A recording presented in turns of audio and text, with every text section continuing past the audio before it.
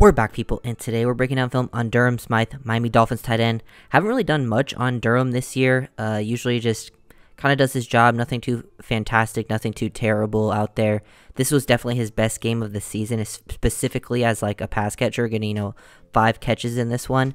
And I think it's important to try to unlock that tight end position in this offense.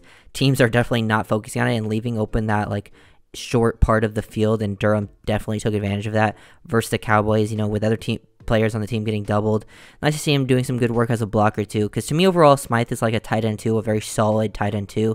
Dolphins really don't have that tight end 1 on the roster. That's why I'm going to be really focusing on tight ends in the draft within the offseason. Like I really wanted Laporta.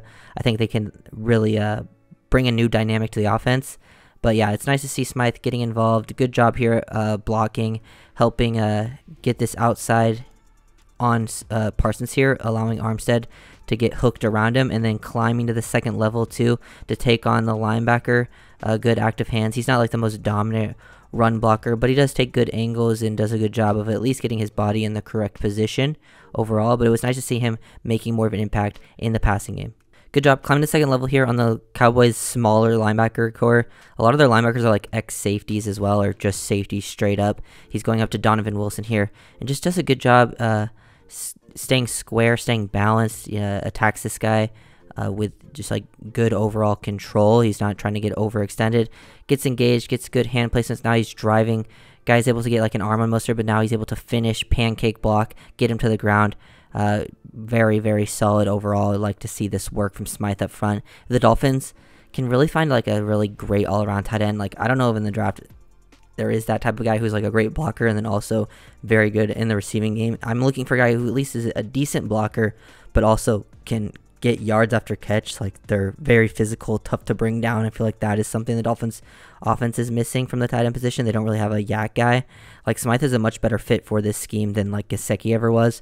And I like what Julian Hill has shown as an undrafted rookie, but I see him more of like he reaches his potential being more of a tight end 2 as well. So I'm looking for a guy that can really bring to this tight end room, because I think they have all of the depth pieces that you're looking for, at the tight end 2, tight end 3, even more, but they don't have like that top end guy, and I feel like that can really take the offense to the next level. And then Smythe just really ate on that drive, especially the 2-minute drive where he had like 3 catches to get down the field. And most of his work was just him finding the soft spot in the zone, sitting around, making himself an easy target, and then transitioning upfield, like around 6-7 yards, and then getting himself upfield. This is where you see a difference from him and Gesicki. Like Gesicki is a little longer, and once he would catch it here, he'd probably only gain like 2 yards, and once he gets hit, go to the ground.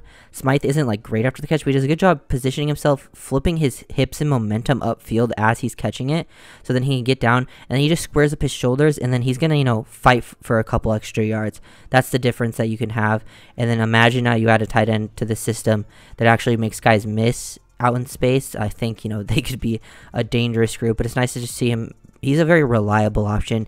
Usually catches everything that when it's not like super contested. He'll have some contested drops, but when he has like this type of thing, he'll catch it, transition upfield, understands where to be on the, and then him and Tua definitely trust him in these situations too when he needs to go there. It's just not something they do often. I think if they had that kind of stud at the position, it would be a little more different. But yeah, Smythe really stepped up in this game. Then Smythe does it again. This is a 2nd-and-1 situation. Snaps his head around real quick. They were just reading these like safeties leverage. See him get out to there, throw the ball down to Tyreek. He's just high-lowing these guys pretty much. Sees this guy not gain like come down too quickly, so he just decides to take this to Smythe right away. It's a 2nd-and-1 situation. He's not going to try to force this into Tyreek. Get that ball out. Smythe makes himself an easy target, throws the hands out there, hit the ball with him in the chest.